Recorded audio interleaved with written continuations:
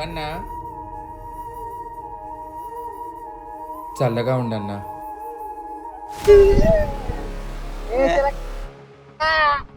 సిలకలాగా వస్తావా?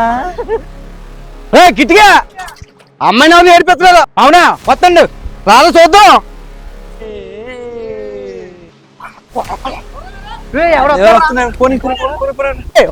కొడకల్లారా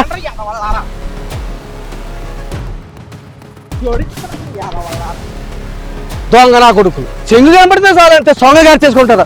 అది కాబట్టి నువ్వేట మన వాళ్ళు తగిలించగా అయినా కానీ వదలకూడదు వీళ్ళని. ఒక్క తోలు తీసేయాలి ఎదవలన్నాయి. ఇలాంటి ప్లేస్లో మాకు ఇలాంటి రోజు చాలా జరుగుతాయన్న.